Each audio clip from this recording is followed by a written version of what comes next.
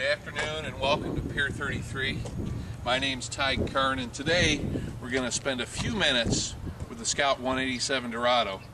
And the purpose of what we're doing today, we've got a new Scout owner. The fellow's name is Brian, and Brian, you're probably seeing this video very first. We're going to provide you with a little bit of an orientation on your boat. In the next couple of days, we're going to be delivering the boat to Brian's boating destination.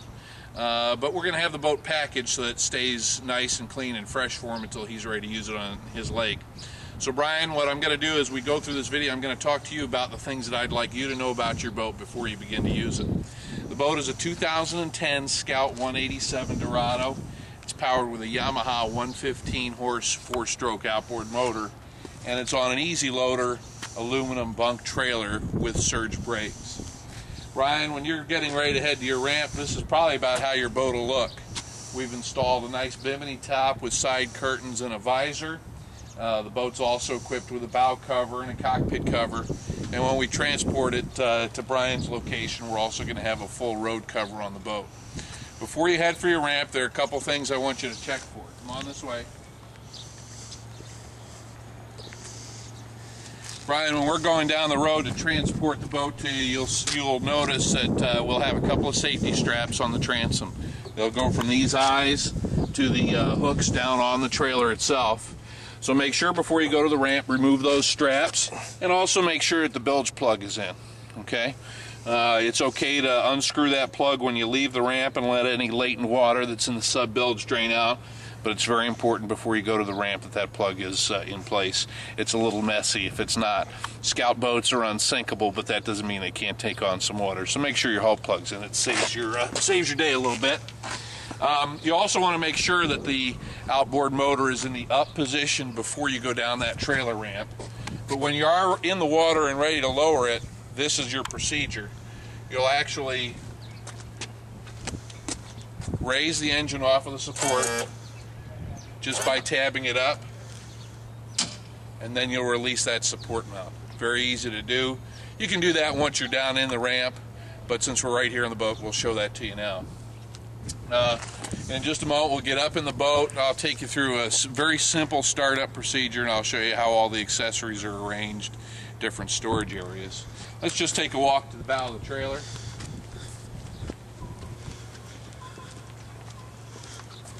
Not sure how much trailer boating experience you've got, but here at the bow there's a safety chain.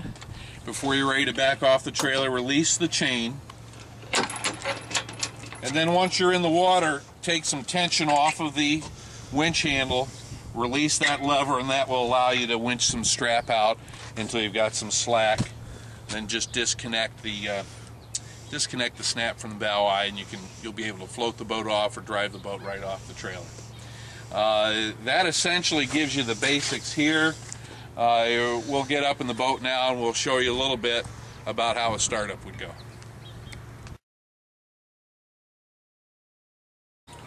Okay, we're back on board the Scout 187 Dorado, and Brian, I'm just going to give you the basic startup procedures. Let's assume that the boat is down the ramp and it's in the water now. You may still be hooked up to the trailer, but in any case, it's time to start it up. You might just be coming off of your hoist or away from the dock. If the engine's tilted out of the water, make sure that the engine is tilted down. You don't ever want to run that dry, and you can do that right from the helm. Lower your motor. Let's take a shot of the engine going down into place. Lower the motor, and make sure that you've got a water supply to that engine before you start it up. Also, before you start the engine, particularly if you've been away from the boat for a while, and I'm not sure if the camera will pick this up, but inside the battery compartment there is a primer ball. It's in the back corner. You want to give that ball a couple of squeezes until the ball is firm. That'll make sure that you've got gas in the line. Okay. This is also where your battery is located, and your filter is located in there as well, your fuel filter.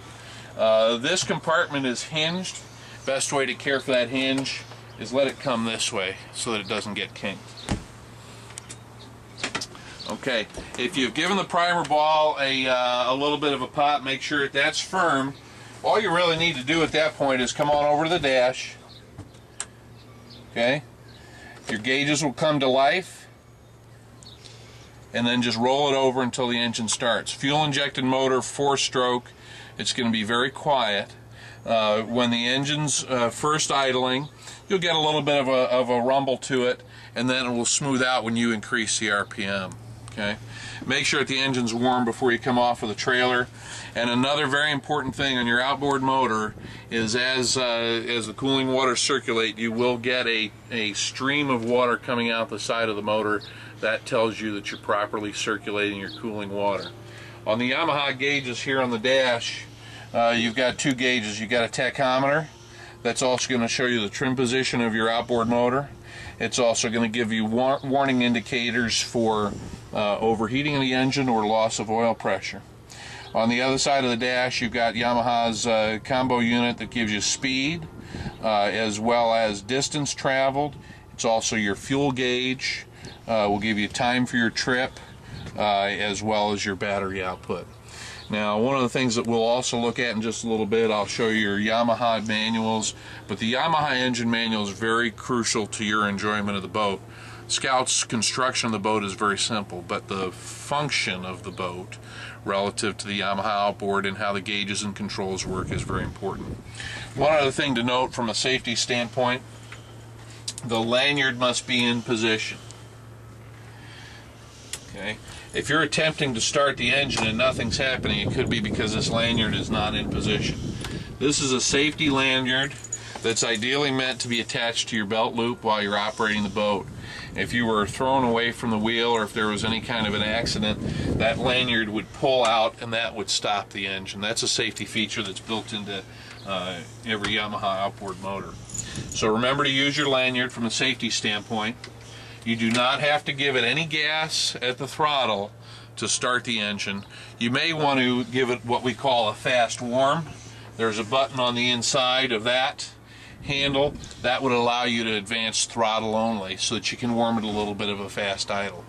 When you're ready to come back, bring it back to neutral, and then to shift it into gear, you squeeze the trigger and advance it, or squeeze the trigger and retract it. Okay? Only do that fully to engage it into gear when the engine's running. Then you're on your way. Okay, the engine's warmed up. Make sure that your outboard stream is, your indicator stream is flowing.